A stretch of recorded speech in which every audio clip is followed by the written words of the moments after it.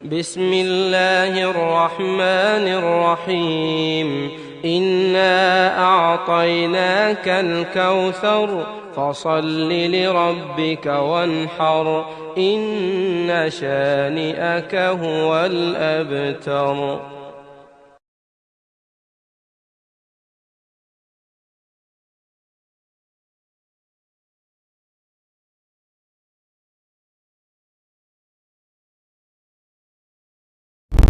Ini banyak kawan-kawan ini tidak membedakan mana negeri yang menjalankan hukum Islam, mana yang negeri tidak menjalankan hukum Islam. Lihat pemimpin-pemimpin di pusat sana, mereka bilang apa? Indonesia negeri Islam bukan? Tidak.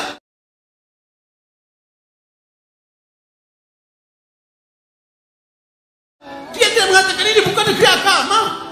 Mereka mengatakan begitu, ya kan? Beda nih, ini bukan kezaliman, Pak. Kalau menolak hukum Islam itu kufur. Siapa saja orang Muslim menolak hukum Islam, kafir, keluar dari Islam, Pak.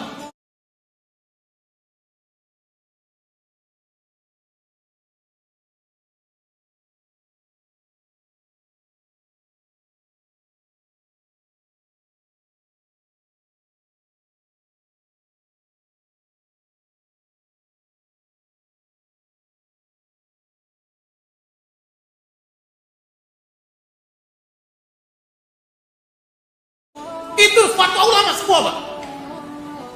Tetapi kemudian dalam pembatal syahadatan 10 itu dipelajari di Saudi, Pak. Ulama-ulama mereka mengajarkan di antara pembatal syahadat itu apabila seseorang mengatakan hukum buatan manusia, yaitu demokrasi, sama dengan hukum Islam. Sama, Pak. Sama saja itu kafir, keluar dari Islam, Pak. Meskipun dia sholat, meskipun dia haji. Apalagi saya mengatakan demokrasi itu final, demokrasi lebih baik daripada Islam, kafir, keluar dari Islam itu orang. Itu semua ulama seperti itu, Pak. Dan silakan nanti lihat kitab-kitab yang ada.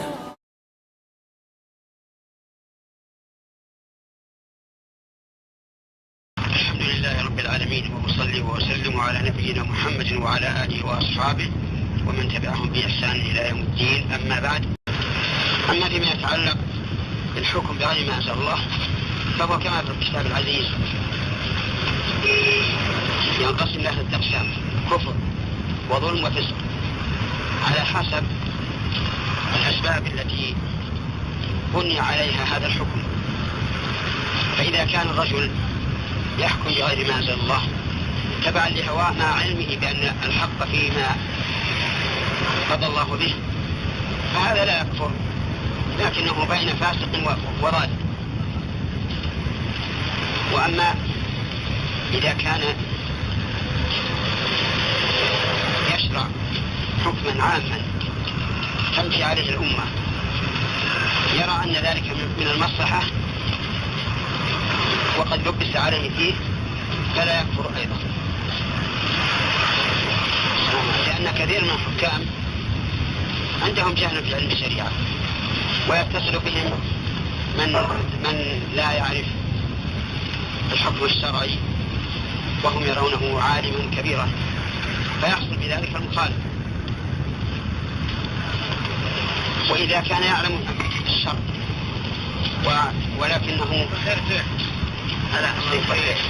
ولكنه حكم بهذا أو شرع هذا وجعله دستورا يمشي الناس عليه يعتقد أنه ظالم في ذلك وأن الحق فيما جاء به الكتاب والسنة فإننا لا نستطيع أن نكفر هذا، وإنما نكفر من يرى أن حكم غير الله أولى أن يكون الناس عليه أو مثل حكم الله عز وجل فإن هذا كافر. Makanya hadis itu sahih. Itu tertuju kepada pemimpin-pemimpin Islam yang menjalankan hukum Islam tapi mereka mengikuti syahwat hawa nafsu. Makanya harus sabar. Dan cara menasihatinya tidak boleh di depan umum. Kenapa? Akan tersinggung. Jangankan pemimpin, orang biasa saja kalau dinasihati di depan umum tersinggung dengan dia. Oh, dia mau menjatuhkan saya di depan umum. Jangan. Nasihatilah dengan berdua dengan cara yang baik.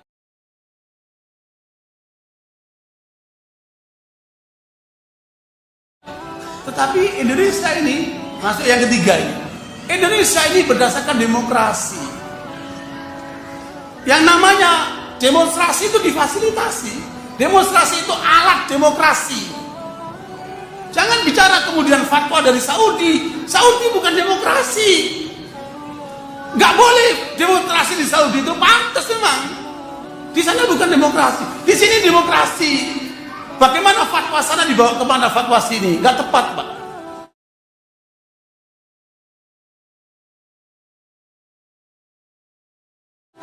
Ini nggak tepat ini.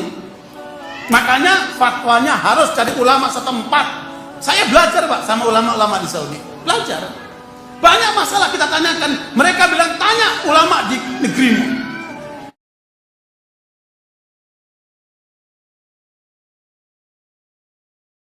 Dan ini spesifik kita, Pak. Ketika fatwa dari sana, untuk memberikan fatwa di sini, meleset.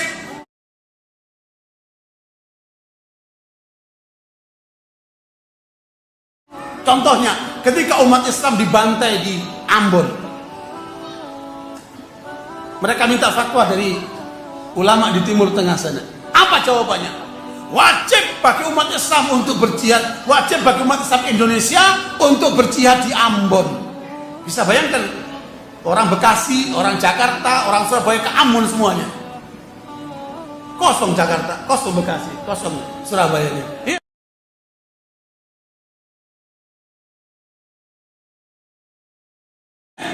Di sana juga nggak cukup, Pak, ya. Berarti apa? Fatwa ini nggak bisa dipraktekkan karena nggak tahu keadaan. Nggak bisa dipakai karena nggak tahu keadaan.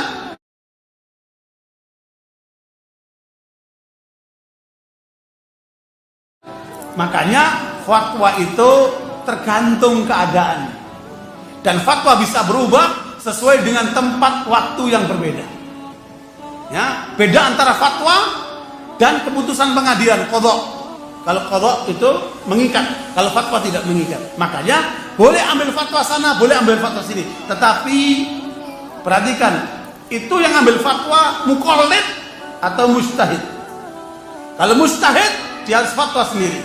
Kalau muqallid dia ikut-ikutan. Lah ikut-ikutan kamu tinggal di negeri mana? Kamu tinggal di negeri Indonesia. Makanya fatwa harus dari sini.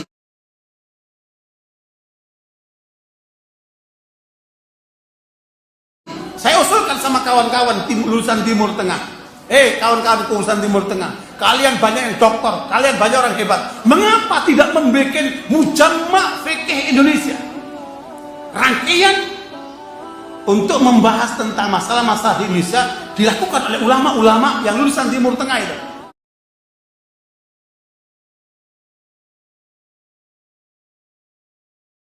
Bukan bikin mujamma Indonesia. Sehingga masalah-masalah dipecahkan di situ. Bukan nunggu fatwa dari sana jauh-jauh. Sehingga banyak gak tepat.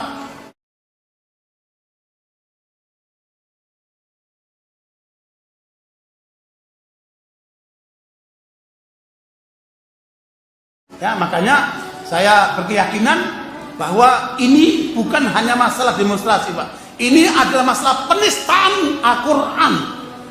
Sudah gak perlu dibahas lagi demonstrasinya. Ketika kita melihat orang menista Al-Quran, sikap kita bagaimana? Sikap kita bagaimana? Demonstrasi itu hanya sekadar alat, Pak, untuk menyampaikan ekspresi. Ya, tetapi permasalahannya bukan di situ. Masalahnya sikap kita kepada penista Al-Quran. Kita harus ganyang dia. Kita harus kecam dia. Kita harus tekan Kapolri untuk menghukum dia.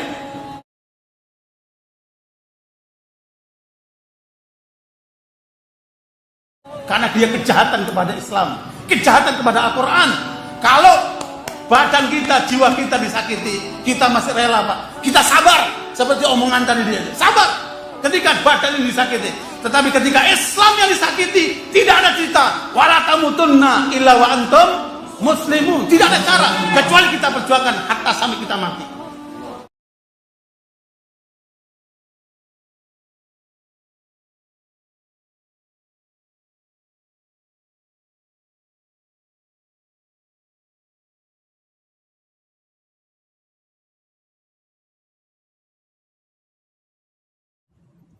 Ustaz, apa yang dimaksud dengan hizbiyah? Apakah perhimpunan Al-Irsyad termasuk hizbiyah?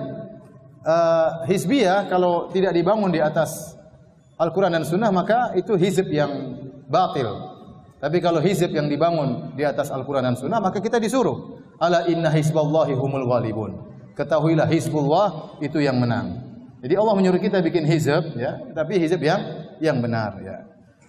Kalau hizbiyah yang tercela, yaitu perkumpulan yang dibangun di atas selain Al-Quran dan Sunnah. Al-wala wal bara'nya, loyalitas dan permusuhan dibangun di atas selain Al-Quran dan Sunnah. Ya. Tapi kalau semua dibangun di atas Al-Quran dan Sunnah, maka itu yang benar. Adapun perkumpulan itu hanyalah sarana. Al-Irsyad hanyalah sarana bagi kami. Ya, hanya sekedar payung, karena kita negara hukum, butuh yang memayungi. Ya. Kalau ternyata Al-Irsyad menyimpang, tinggal kita tinggalkan, gampang saja. Saya sudah bilang sama teman-teman semuanya.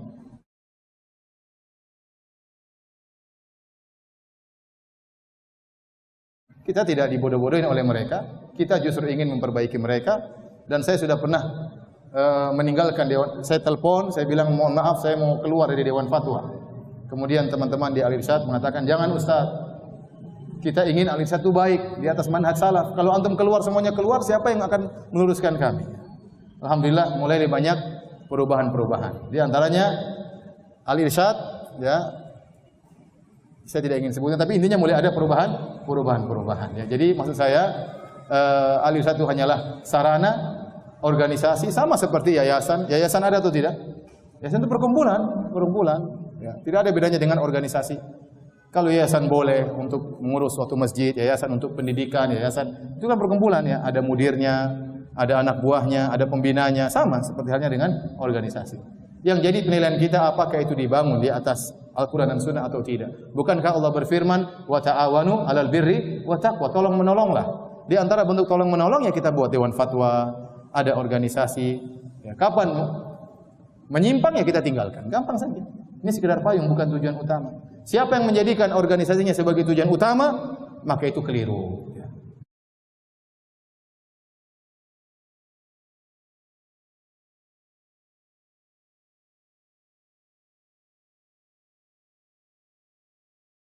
Yang tidak ikut organisasinya dia musuhi, ya. Yang masuk organisasinya meskipun salah dia jadi teman, ini tidak benar.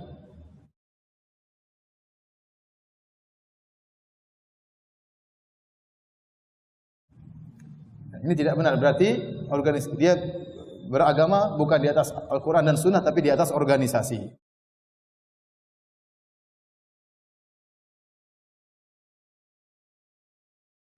Yang benar organisasi dan yayasan hanyalah sebagai sarana. Wallahu a'lam bishawab.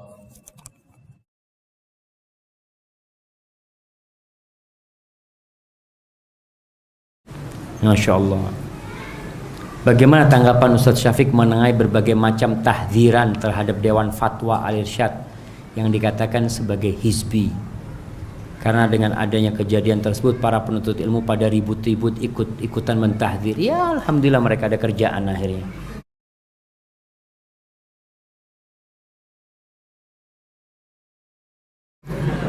Mungkin selama ini nggak ada kerjaan, akhirnya sibuk tahdzir-tahdzir. Jamaah antum belajar menuntut ilmu lah.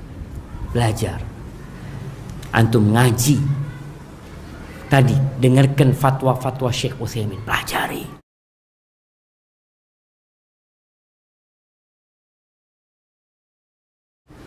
Antum jangan dipikir ustadz-ustadz di STD itu berhenti belajar. Aneh kalau ngelihat kadang-kala pulang malam hari ya, perumahan dosen itu, ngelihat di sebelah kanan Ustadz Sanusi Muhammad Yusuf sedang sama kitab dan laptopnya.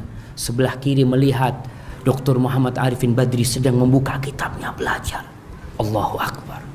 Sampai sini ngelihat mahasiswa ngobrol makan-makan. Ustadznya di sana belajar, mahasiswanya ngobrol seneng-seneng. Alhamdulillah Ustaz. Ini masa muda harus dinikmati Ustaz.